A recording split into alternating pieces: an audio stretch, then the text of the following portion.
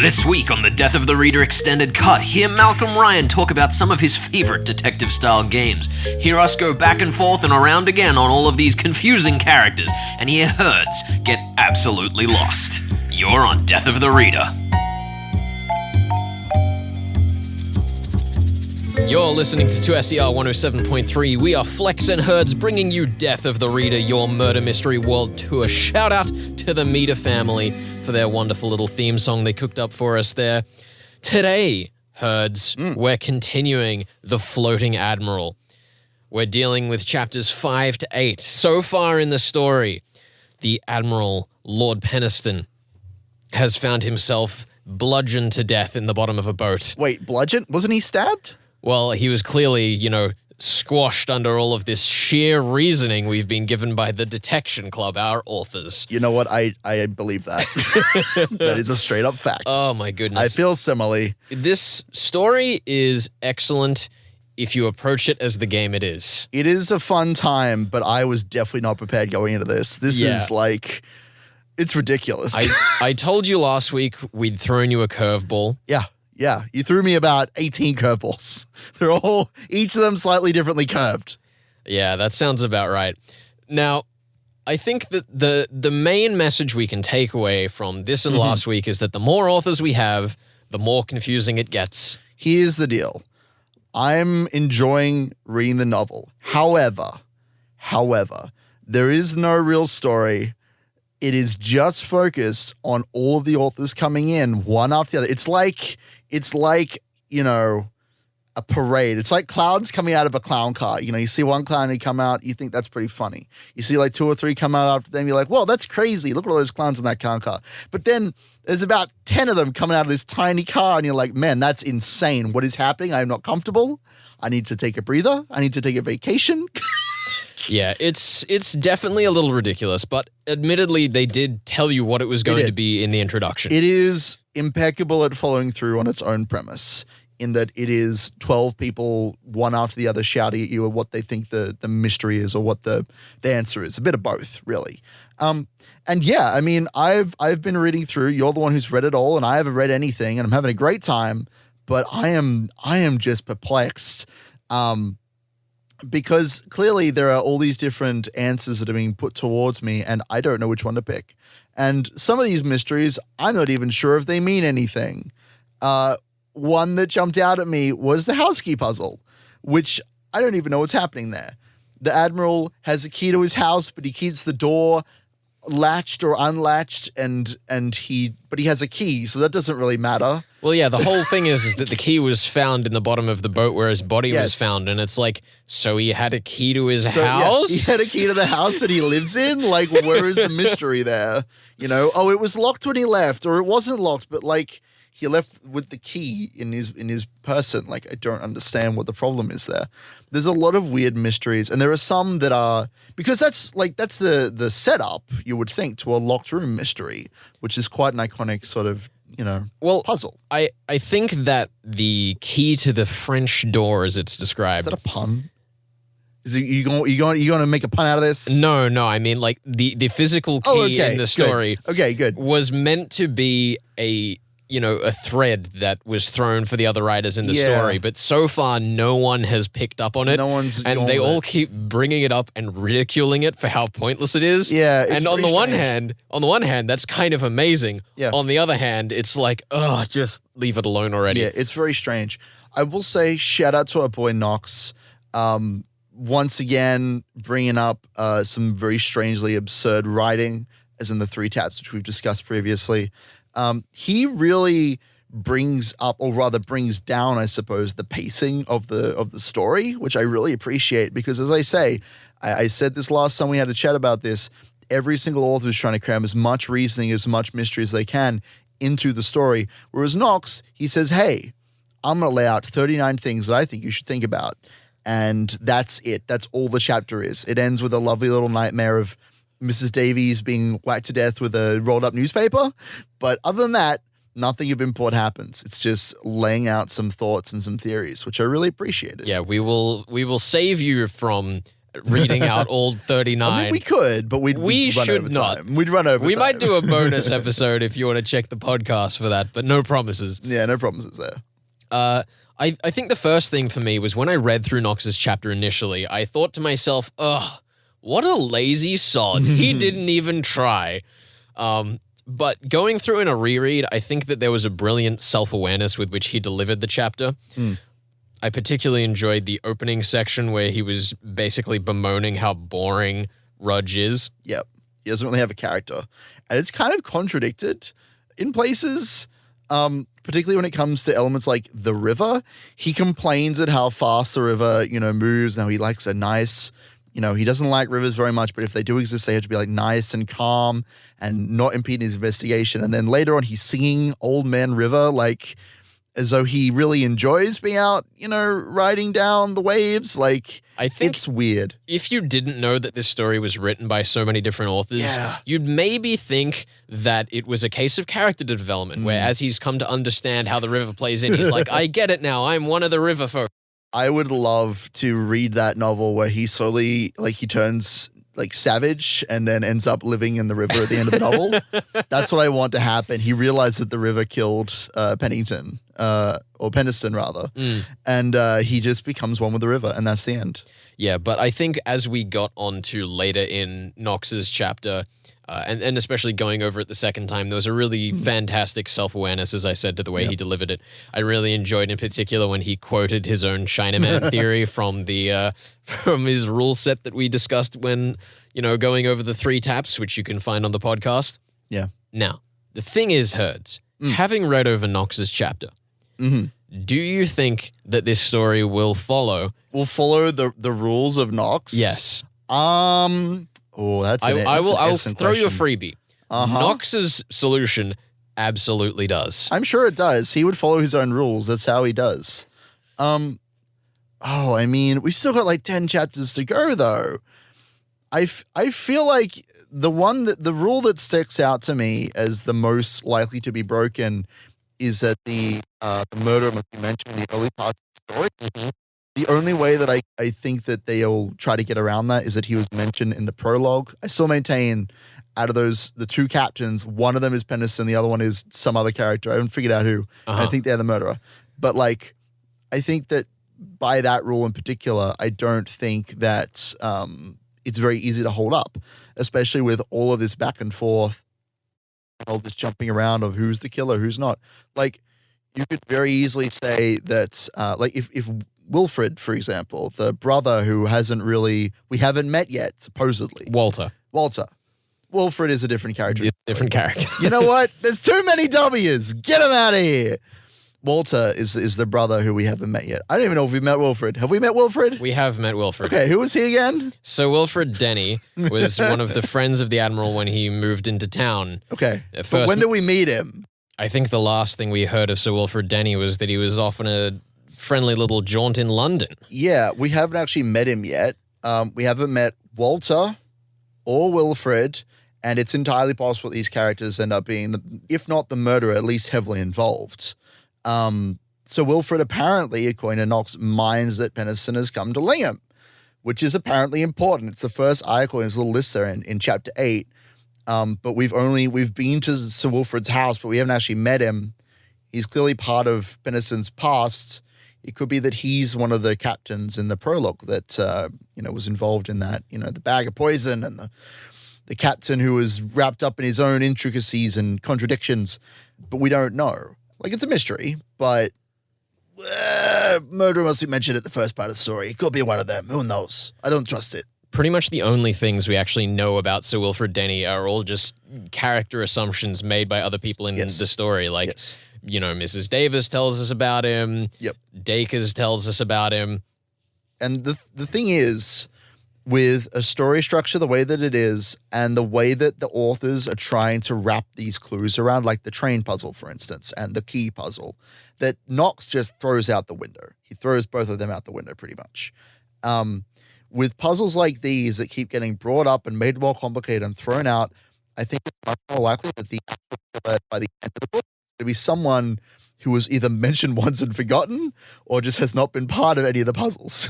Well, I read a letter from Knox, which may have been in connection to the story. May have been?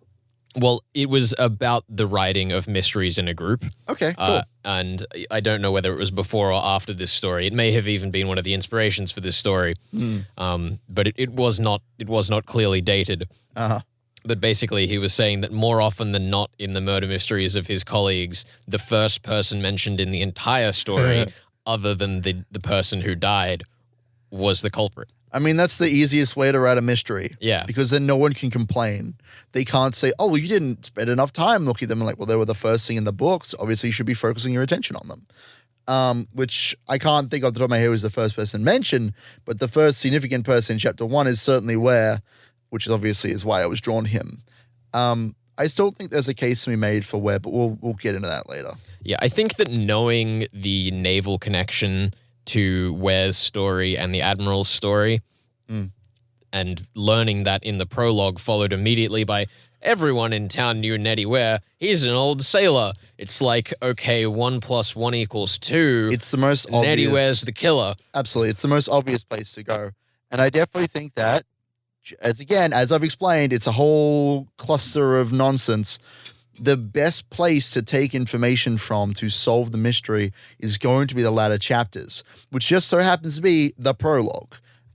Despite the fact that the first thing presented to us, it is technically the last thing that is written alongside the. So if I'm going to find, the answer, it's got to be from the prologue. Do you think, though, that perhaps the prologue was written specifically with challenging that approach in mind? Maybe.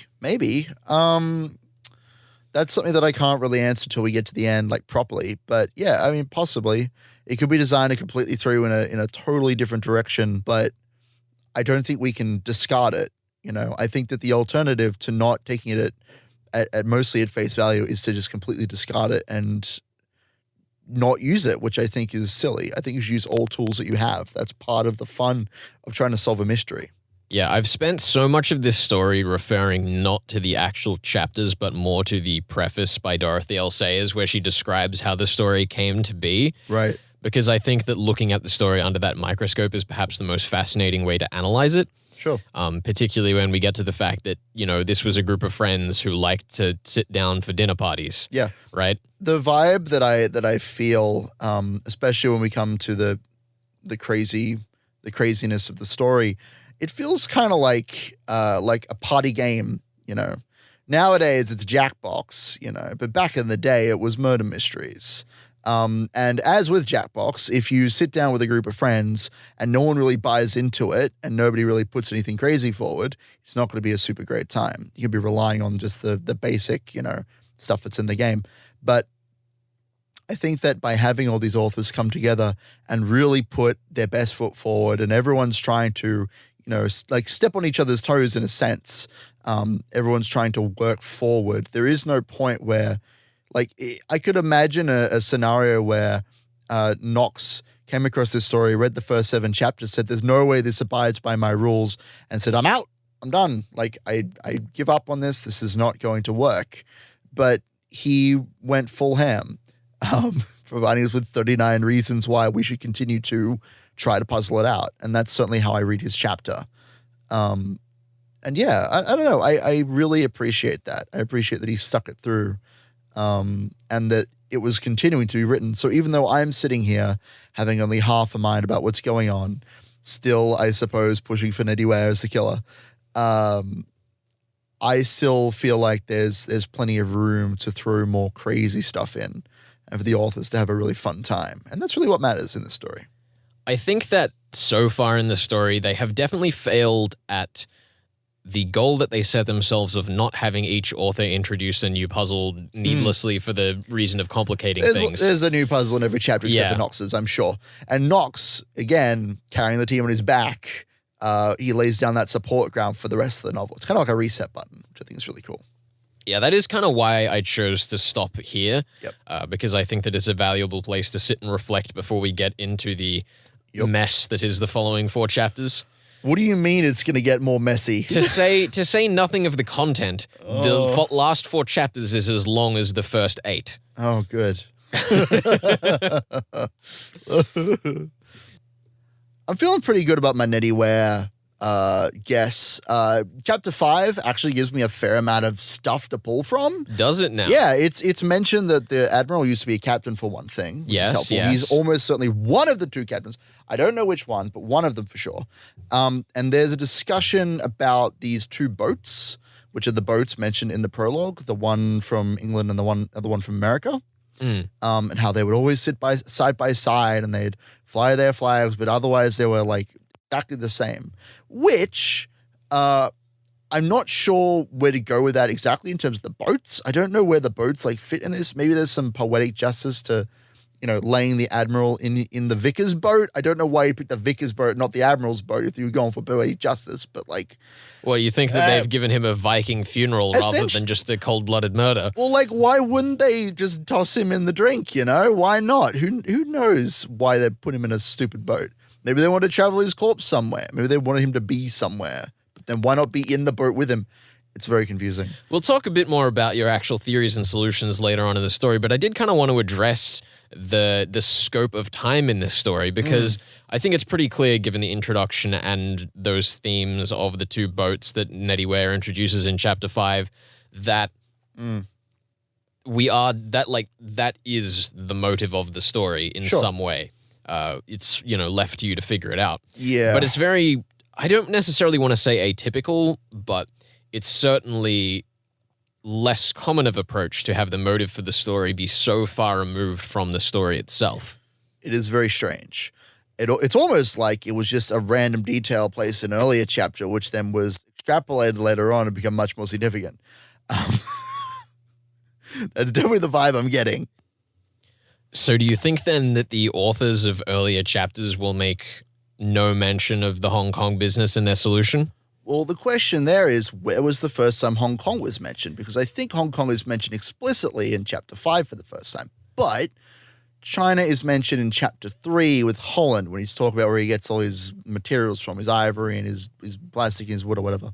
Whatever it is that he trades with. So you think then that Holland is connected somehow with the business in Hong Kong in the prologue? Might be, yeah. I mean, why else are we in Hong Kong, I suppose? It is definitely very strange.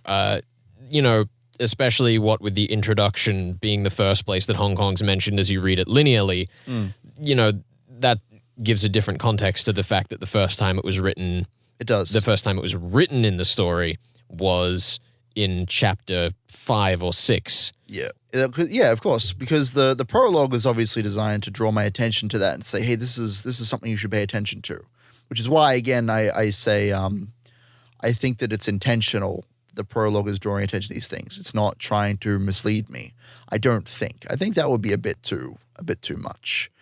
But yeah, I definitely don't think that China or Hong Kong is going to have any place in the first 2 chapters, resolutions.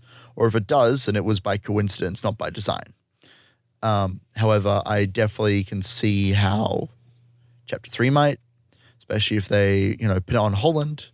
It would be very easy to say, oh, well, he had this ivory trade and he needed money to get it off the ground or whatever. And so that's why he killed his fiance's uncle, Speaking of distant locations, the other thing that I really love in this story, love being a tenuous word, is London. London seems like a black hole of characters. It just keeps summoning more and more of them, and they never seem to come back. They never come back except by phone call. It's kind of like the MacGuffin of this story. It very much is. It's a place that everyone wants to go, but no one's quite sure how to get to.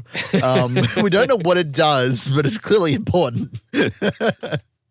Yeah, I think London is definitely a big contentious issue in this, in my appreciation of the story, because, they've so obviously sent Elma and London itself is a big point of contention for me in the story because, they've so obviously sent the Hollands out there, they've sent the vicar out there, and it's like, okay, well, we've sent the vicar and a couple to get married, so they've obviously got married there, and clearly this has some, reason for motive, but they've still not come back. Yeah. Will they ever? Will we go to London, maybe? Is that where the finale takes place? No. That's right. Look, if I was writing this, I'd set the finale in London. We crash their wedding and we say, Elmer Fitzgerald, you have done the killing. You have done it. I have caught you. But they've already been married. But they're having a second wedding. Oh, right. Because that's dramatic. Just like second breakfasts. Yeah. You think he's heard of second weddings? Yeah, I do love, particularly when we get back to, Knox's 39 Articles of Doubt, that we go, why did Edmund Fitzgerald hurry up to London? Why did Holland as well? Why did Sir Wilfrid as well? Why did the Vicar as well? Well, they all going for this stupid wedding. Yeah. Obviously. We don't even know at this point if Sir Wilfrid is going up for the same reason. He just disappears because someone, wanted to leave the chapter hanging on that point. Maybe Wilfrid is Walter. Maybe that's the twist. I don't know where that gets us, but maybe that's the twist, you guys. It might be. It might be. Guess we'll find out. Alrighty. Coming up later on the show, Herds is going to lay down his theory as to why Nettie Ware is the one true, only possible culprit. I got it, guys. Don't you worry about me. I got this. And also, we'll have to reason out what we think Agatha Christie's solution is. Oh boy. But before we get there, we have Dr. Malcolm Ryan from Macquarie University here to talk a bit about game design and how it affects the world of detective fiction. You're listening to Death of the Reader.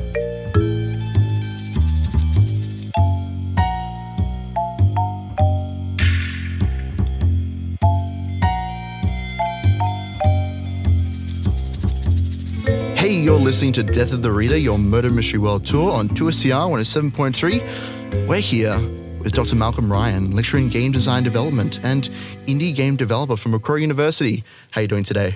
Good, thanks. That's excellent. It's a pleasure to have you here. So I hear you've developed some games. Would you like to start by telling me a little bit about that? Oh, yeah. Okay. So, yes, I've developed endless games. Most of them only get halfway finished, and then I move on to something else. Yeah. But I have, with Words on Play, I've released 2 games so far. One is like a tabletop card game. Yeah, very cool. Which is The Road. It's an Australian-themed zombie apocalypse game. It sounds like fun. And the other one is a mobile game for iOS and Android called Mobius. Cool.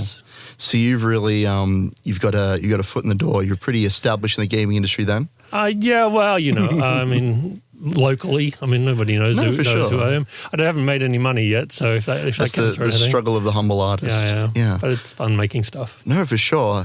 So I've brought you on as a special guest to kind of talk about the history of interactivity in fiction, because we're doing this murder mystery show, and we love to talk about how murder mystery is the old video game. It's a pastime that people used to sit around and talk about.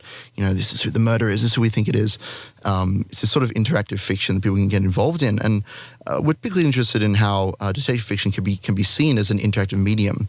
So I guess I wanted to ask if you can tell us about some earlier examples of interactive fiction, maybe some old video games or anything else you know about that. Oh, wow. So, interactive fiction really, some of the earliest video games, so before you even call them video games, I guess, were what's now called interactive fiction because graphics was terrible back then. I remember the first game I ever played was called Pyramid 2000, and it was on my old Tandy TRS-80, and it was a purely text adventure about exploring a pyramid and rescuing treasures from the pyramid. And why do you think there's that drive there to engage with these interactive, stories and experiences? For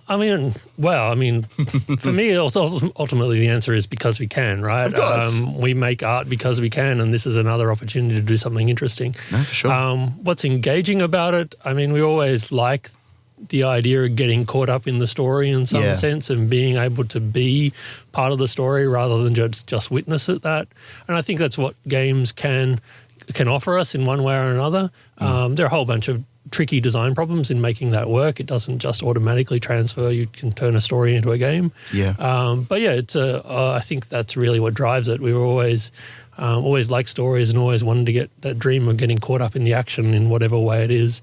As far as I know, that dream has been around forever for the whole history of storytelling. So it's not a new idea by any means. No, it's for just sure. computers are now giving us opportunities to do it in interesting, different ways. You do wonder if there's a little bit of wish fulfillment in following on the story of the detective solving the crime, saving the day. Maybe there's something to that. Yeah, you want to. A game gives you.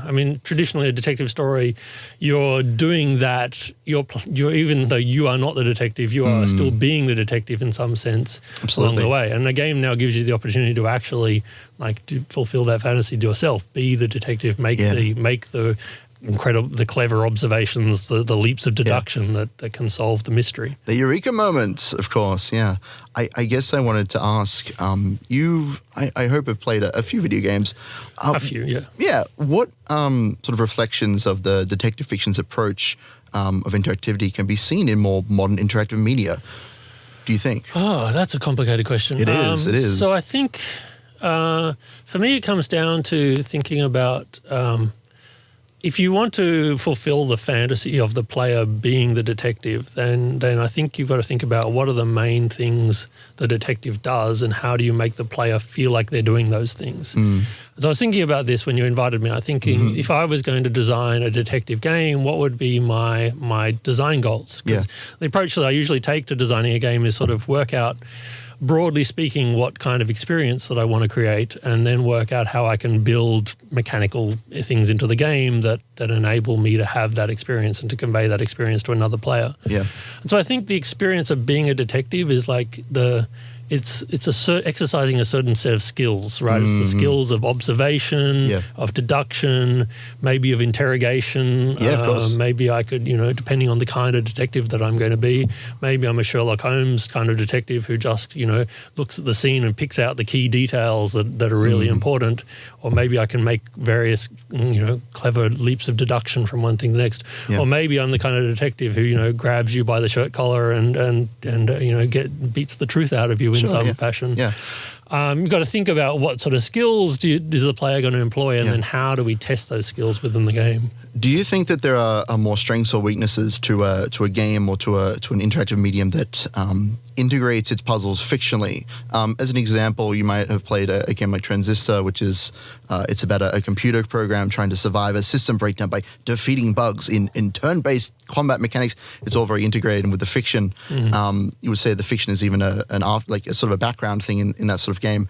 But in a game like The Witness, is a very popular. It's a puzzle game, but the line-based puzzles that we play through and that we engage with, they really don't have anything to do with the plot in that game.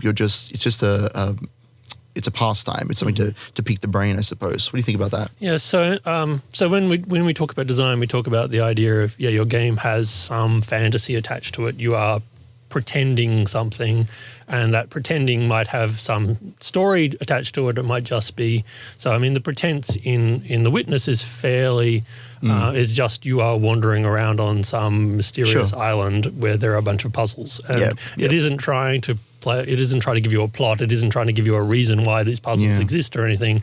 It's just it's an interesting place in order to set the puzzles, and it's very well integrated with, the way those puzzles work with the environment is remarkable, but it's not trying to tell a story. Yeah.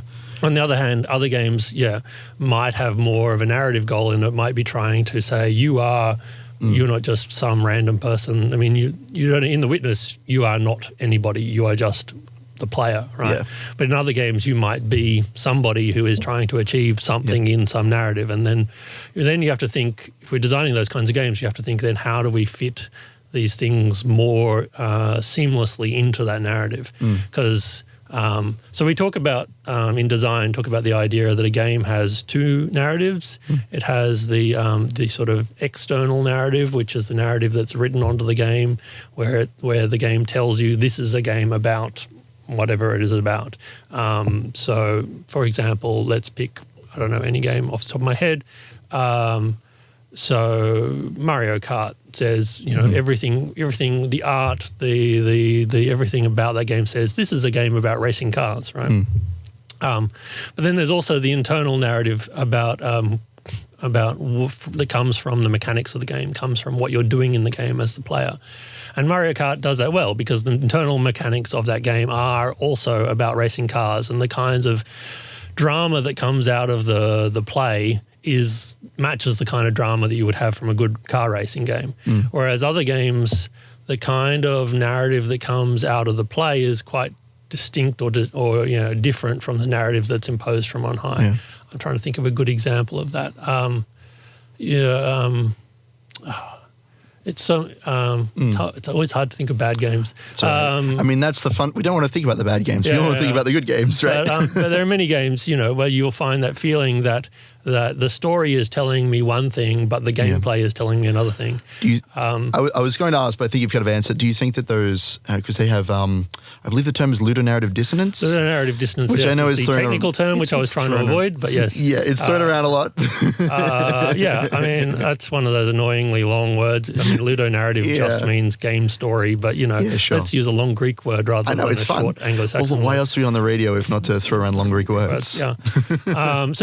Ludonarrative dissonance. I mean, the classic example for me of that is any computer RPG game which tells you, oh, this mission is really urgent. If you don't save this person soon, they'll die. But actually the mechanics say, but you can go off and do any number of side quests before you address that, and that person will still be on the edge of death no matter when you arrive at wherever they are. Just to be entirely clear, ludonarrative dissonance is when the gameplay mechanics and the story do not match up, and there is a dissonance created because of that. Yeah.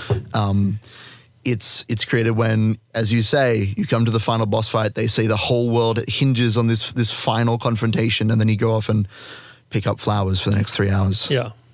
That's and so it's when in terms of what I was saying, it's when that external narrative of this is a very urgent mission or this is a life critical situation conflicts with the internal narrative, which is the mechanics telling you, actually take your time. It's actually better for you to go spend hours grinding on picking flowers because that'll help you win the game. Do you think that stories like that, with that dissonance there, do you think that they could be improved by taking a look at older approaches or detective fiction or anything like that?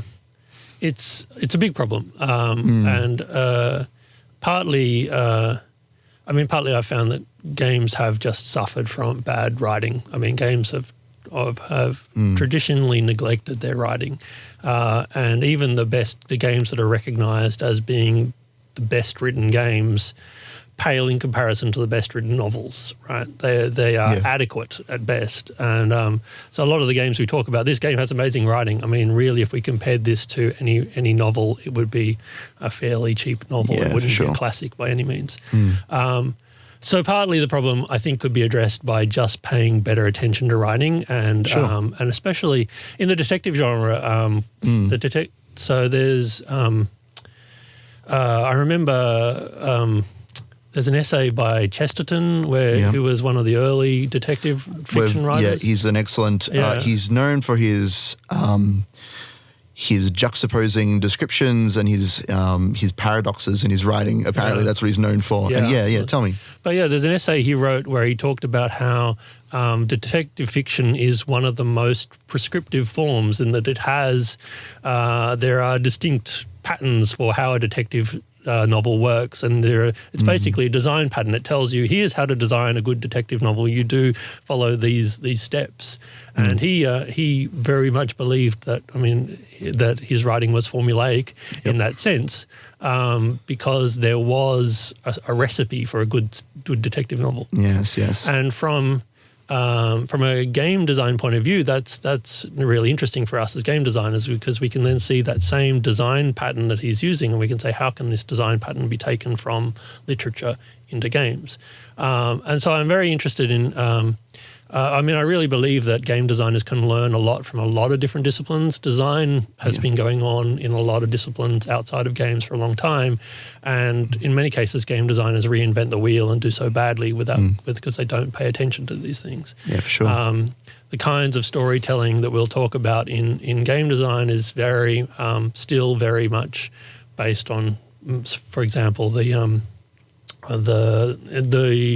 Joseph Campbell Hero with 1,000 Faces. I see. Is very popular in games because it's this nice design formula for telling a story. Yeah. But sometimes that gets caught up as the only formula for telling a story. Yeah. And every game story has this heroic narrative, and even then it's done badly. And so I think there are a lot of different genres that have a lot of different forms and what I would call design patterns for how they work, and how and we could think about how these different genres of writing work and bring some of that knowledge into how we're designing games that tell different kinds of stories, games that tell detective stories, games that tell romances or whatever it might be. Yeah, I was going to say it's all about breaking the rules, breaking the form, but in a way that is intelligent, not just to break the rules. Absolutely. I am a firm believer in learn the rules and then break them creatively. Yes, absolutely. I guess I should ask, there are some murder mystery video games. Do you have a favorite, or do you have any you'd like to talk about? Oh, absolutely. My favorite at the moment has to be The Return of the Obra Dinn. Oh, my goodness. I haven't played it yet, but I won't tell me about any it. spoilers, but it is really remarkable. Yeah. First of all, it's very interestingly stylized, and which is just interestingly different from most games you see, which is nice. Yeah. Lucas Pope is just... He is a very creative game designer. He also made Papers, Please. I was about to ask. He was that gentleman, yeah. Yes, yeah. I've written a paper about Papers, Please. So this is a complete aside, but one of my main research areas is looking at moral choices in games. Sure. And we were very interested in how Papers, Please presents you with difficult moral problems, but doesn't kind of really signpost them as saying, here is a moral choice. Do you choose to do the good thing or the bad thing? It just says, here is a situation that you're in and you've got to process these documents. What are you going to do about it? So I think the Obra Dinn is a very nice example of a good detective game. And it comes back to what I was thinking about in terms of what are the skills that you employ as a detective. And the main skills that the Obra Dinn employs are observation and reasoning. Right? So it presents you with a very large puzzle, and you have to put together this puzzle by you're trying to work out who killed who and how, and there's this crew of maybe around 100 people, I'm not sure. So not too many suspects, yeah. You've got a lot of suspects. You've also got a lot of people die, and you've got to work out in every single case who killed who and why and how. Not why, but how. Why you piece together for your own interest, but how is the puzzle that you're being asked to do. Yeah. Well, we have a saying in the detective fiction genre that the three things you have to solve are the who, the why, and the how. Yeah. Those are the three most important things to solve before the end of the story. So the game the Obra Dinn really asks you to do the who and the how, and then the story, the mystery of the story is really the why and what is really going on here. It's easy to observe the deaths and work out who did what, but piecing together the bigger picture of why is this going on is what makes it really engaging. Yeah, I mean it's probably magic, but we'll see. We'll see when I play the game actually for myself. But what I think that game really excels is in the power of observation. So a lot of it is. It really is those two skills of observation and reasoning. It doesn't. It presents you with these little moments that you can wander around in and look at the details, and it doesn't clearly signpost to you what's important.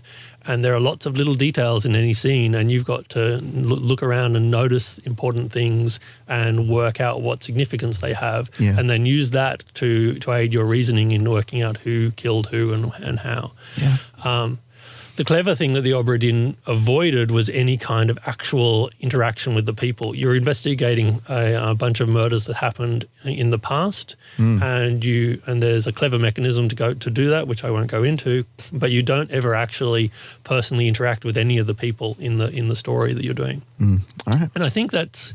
I'm going to go on. I think that's really clever because so like I said, the third skill that I think would be involved in most detective kind of stories is interrogation, is talking to people and getting them to tell you what you want to know, and that's where games really fall down at the moment.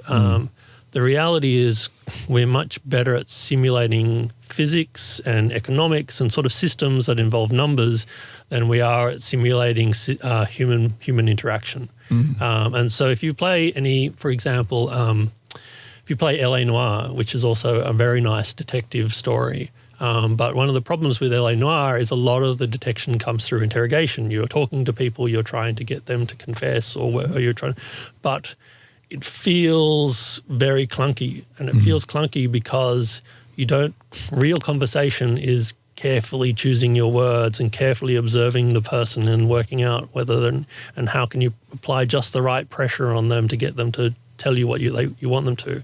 And especially that idea of being a really skilled interrogator, all of those things involve a lot of subtlety and a lot of cleverness.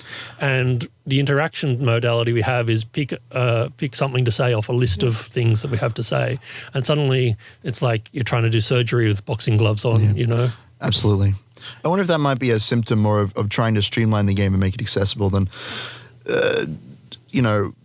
unintelligent designers, if that makes any sense. I don't know if you disagree with that. It's not at all. I mean, it's not the designer's fault. It's a very, very hard problem. Yeah. And the reality is we just don't have the technology to simulate a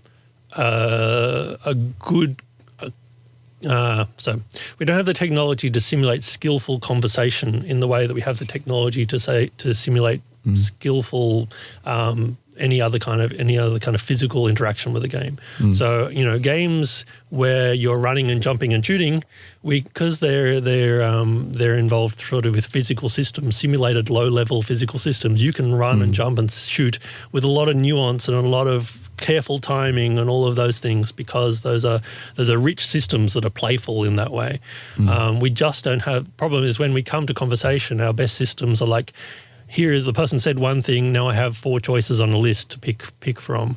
And we don't have that ability to simulate another human being in conversation with that richness and that ability to react to very careful, nuanced choices rather than just picking one thing off a list. Cool. I think that might be all the time that we have for today. You've been listening to 2SCR 107.3, Death of the Reader.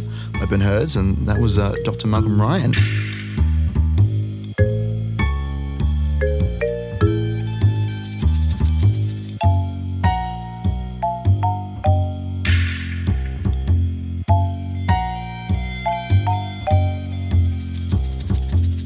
Are you ready for Nettie?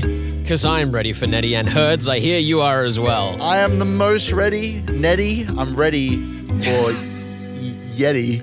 Hey! Woo! We made it. You're on 2SCR 107.3. This is Death of the Reader. We are discussing The Floating Admiral, chapters 5 to 8 by the Detection Club. Now, this is the part where Herds comes to me and says, Flex, I have a solution for everything in the book. I have solved it with such grandiosity that I will earn your credited points when we reach the third part. That's what's happening today, clearly, because I know exactly what's happening, and you haven't given me the most complicated puzzle written by 18 different people that has ever existed. And not 18 fake people. It's however many it is. It's 13 people. It's probably and less. It's more on Audible. That's the penalty on the Audible version is there's 5 more authors that have come out of the cracks. That's how it works. I should clarify that the audiobook Ben is listening to does not have labeled chapter numbers. Yes. Woe to him. It's garbage. Anyway. Now, last week, Herds was big on the Nettyware train. He was clearly the sailor mentioned in the prologue having been written after the rest of the story. Yes. Now, I don't think I can disagree on that. I think that the connection between the introduction, Nettyware, and the Admiral is an admirable one to make. I don't even know what to make of that. Are you saying that I'm right? Is that what's happening here? I'm saying that given the difficulty of the puzzle, making such an obvious face value connection as though it was put there on purpose to mislead you or something. No. You're a miracle worker, Ben. I will say Wilfred is looking a little bit more suspicious, but this is the problem that I'm running into, is that there's so many characters and I can't keep track of them. I physically cannot keep track of them. I'm regretting picking up the audio version of the book, not because I dislike the sultry tones of the reader, but because like what I'd really like to do is sit down and have a transcript of the book that I could like underline and make notes on without fear of damaging the book.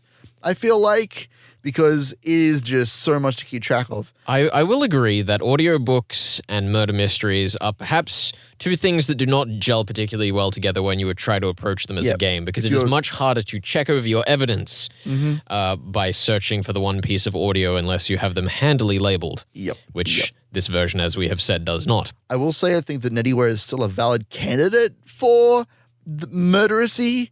However, I also think that Holland has a pretty good case for him. And this Wilfred fellow who we haven't met and we know next to nothing about, all we know is that he was unhappy with Penniston moving in. That's really all we know about him. Yeah. And that he's in London with everyone else. So clearly he's... Well, we don't even know if he's in London with everyone else. We just know he's in London. He's been taken off stage and we don't know where he's going to change costumes. Yeah. Yeah, I will say I think that because that detail is mentioned in Christie's chapter, I'd like to revise slightly. I think that he might actually be the murderer. Who? Wilfred, maybe. I don't know. He's barely been in the story. I know, but that's what makes him so suspicious. He's barely even there. There's no puzzles surrounding him. There's no puzzles trying to like pull him down, keep him out of the action. I'm just saying maybe he's the guy who shows up at Mrs. Davis' place and pretends to be the Admiral. Maybe he's allowed to do that because he used to be a captain just like the Admiral did, and so he was able to impersonate him. In the same way, those two boats looked exactly the same except for their colors they were flying. I see. Now, the one thing that I do then have to question is between Nettie and Sir Wilfred, the two sailors we supposedly have in the story, and Holland, who supposedly gets his materials from China. Like, what's your motive here, Ben? You've just picked people. You've not given anyone alibis. I know. You're basically throwing darts at a blank dartboard. Hold on. I don't have to give anybody alibis. That's their job to give me alibis. And my job to be like, no, that's not true. I disagree. I said so. Why would I give them alibis and tell you why they weren't at the scene of the crime? No, you need to work out whose alibi is correct, whose is contradictory, especially when we get to things like the train puzzle, which, as we have had pointed out to us later in the story, pointed out to us, the train puzzle is clearly misleading to try throw a fake alibi in there, right? Yes. Now, this is a story clearly written by multiple authors trying to have a fun dinner party puzzle with each other, but does that not mean that they'd be trying to make a difficult puzzle by making overlapping alibis and contradictory alibis, such as one certain train? I mean, that's definitely the plan. I'm generally not good with time puzzles in particular. If you ask me any book that I've read what year it's supposed to be set in, I could not tell you. I would be much easier telling you, it takes place in the Shire or in Lingham or in London or like during the summer, but I cannot remember dates for the life of me. Times I'm just as bad at. But yeah, the train puzzle is definitely something that Mrs. Davis tries to work out or provide some clues for. But even then, we don't even know if it's the Admiral who she's talking to when they said that they had to go catch the train anyway. So, it's a bit silly. She definitely draws attention to the coat and the blade is a huge part of that chapter as well. It's all over the place. I think that, in answer to your question about the motive, I think that the two most obvious motives that we have in the story, one, if we're pulling on the sailor thing, there was some slight that happened back in the day. There's some lost honor going on in the military. The story in the prologue about how there's this one officer, or this one captain who's really all over the place. He's getting drunk. He's in the opium dens and he's getting court-martialed. And then the other one who is, contradictory codes and morals, but he would never, stray from someone who was in trouble. There's an obvious conflict there that has happened. Whether that's the only motivator going on here, I'm not sure. The other motivator obviously is money. We spent a lot of time through chapters 5 through 8 talking about how, the Admiral had this money and now there's a will that means that, his niece get all his money when he dies, and like that he doesn't want her being married to Holland, but maybe he does because there's a letter that shows up later, which is fantastically convoluted. I think that if we're subscribing to an Elma culprit theory, I think it's I think that makes sense in that she's trying to get out of the house, she's trying to go out and have some sick parties. She's trying to get more money for some other venture. Maybe she's trying to support Holland. Maybe Holland has some trouble that he's trying to get away from. But I don't think that Holland is the murderer. I think that is the least likely thing in this story. And if he's the murderer, I'm done. I give up. You can have all the points. I'm done. Because the way that he interacts with Rudge in particular, we are told that he seems like he doesn't know what he's saying. It seems like he's coming up with information. He's jumping back from alibis. Like the behavior that he's exhibiting doesn't make sense for a criminal. It seems more likely that he's trying to cover for someone else. Although it's possible that he did the deed in place of Elmer, in place of Wilfred, in place of someone else. And so that's him trying to, take all the blame onto himself. But do you think then that one of the authors thus far at all has suspected Holland as the culprit? Sure. Who do you think that was? Chapter 3 certainly has a lot of focus on Holland, so that's possibly that's being explored there. That's mostly setting up. I'm trying to remember which chapter is which off the top of my head. There's a lot of stuff that happens in every chapter. Some of them are an hour long. It's crazy. I think that chapter 7, I don't think that Holland is suspected in that one. I think that that's supposed to be throwing shade on Elma, especially she doesn't even get interrogated in that particular chapter. It's kind of difficult to pin down which chapters Holland is, the culprit in, if that makes any sense. And that's mostly by design.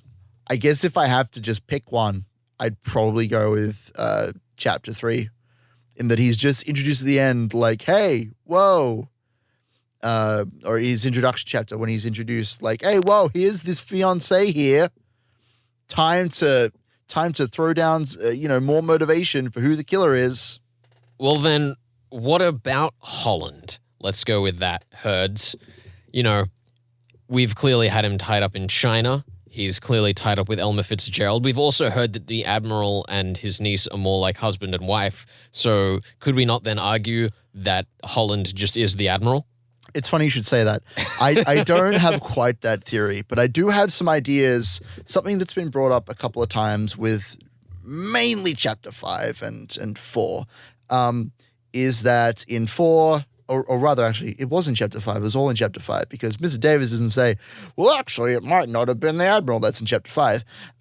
We have mentions of both the Admiral coming to see Holland and being all, yo, what up on the Admiral? But it might not have been the Admiral. And also with the two boats, which are side by side and they look very similar, if not the same. Mm-hmm. That theme of impersonation is also something that Knox brings up. I definitely think there's some impersonation somewhere in the story or someone who is actually someone else. My kind of theory that I've been tossing around in my head is that maybe Holland is Walter, which is Elmer's like long-lost brother. It's something that, is only recently, explored properly, but let's say, for instance, that you've been part of this family and you've gone off, you've been lost to the war or whatever happened to Walter, and you've come back, you're like, man, how do I get back in this family? How do I do that without people like knowing that I'm Walter? The easiest way to do that is to marry your sister. Is that the easiest way? That Yes. doesn't seem the easiest. Because he doesn't have to say, I am Walter, hello, welcome back, I'm here. He could just say, well, while I've been off, during the war or whatever, I went to Hong Kong and I found some maybe there was this Admiral that I could get some goods off. We smuggled them in his ship or something. I'm not sure of the exact situation. Surely Peniston would have recognized his own nephew. Maybe he did. Maybe that's why he was so against the marriage. He was like, this ain't right. There's a marriage of convenience to say nothing else. I ain't happy with it. But then he could have just redrafted the will, could he not? If he had a problem with Holland. It seems like Holland's relationship with Elmer has gone on for most of the month that they've been in town. Maybe this was something that Peniston was not sure on. He was like, this is a bit weird, but it sorts out the problem of getting Walter back into the family. Maybe his eyesight isn't good. Maybe that's the twist. I don't know. And that's why he dropped the key, of course. There you go. That's it. It's something that I've been tossing around my head because I definitely think with all these mentions of impersonations and characters not being, characters looking the same, I think there has to be something. And I'm not saying that there are actually 18 different Rudges in every single chapter. There aren't even 18 chapters. Shush you. 18 different Rudges that all exist in this story, and the plot twist at the end is like a cloning facility and that every single Rudge is equal and they fight to the death on an island. I'm not saying that's what's going to happen, but if it did, that'd be pretty crazy. Are you telling me that Hong Kong is just the Hunger Games Rudge edition? Yes. Okay. That's exactly what I'm saying. Oh, so God. Strap in. Get ready for Katniss 17 to play 18 different Rudges. She's going to whack on a beard. It's going to be great. Wait, Katniss Everdeen's the... It doesn't matter. Point is, there is room for a theory in which Holland is actually long-lost brother Walter. And that is the hill that I will die on, apparently. That's where we're going? You're locking I'm that in? not sure. This is the problem. So who's killed too who? many. I mean, Elma, clearly. So Elma has killed the Admiral. Yes. And Holland is Walter. Yes. They killed him to preserve their secret. And of course, his trading business is thus, the thing that Walter was in trouble for with the law. Yes. Right. Maybe he was involved in those opium dens back in And that's what the introduction. Okay. That cool. makes sense. I'm on board. And then Pennison is like, yo, I trust you enough because you're my nephew, so I'm not going to bring my loaded gun with me. However, we're going to have a chat about this marriage thing and how weird it is. Right. And then Holland is like, put that in writing, and then he does. And then either Elma or Holland stabs him with the steak knife in the boat. But what about Nettie Ware? Nettie Ware is just a stand-up guy. He found a corpse and he reported it like a good citizen, like a good Christian. All right. Okay. Well, thank you for joining us on Death of the Reader. That's Herds' prevailing theory But it's actually Nettie. as we go into Lock it in, Nettie. as we go into our final week. Will he be right? Will he be wrong? Maybe. Or will Mrs. Davis be behind it all along? With the newspaper. Oh, it was so obvious. Next week on Death of the Reader, we'll be covering from chapters 9 till the end of The Floating Admiral. And yes, that does mean the appendices as well. Good luck. If you're reading along, be sure to read those. They are a monster. We'll see you next week.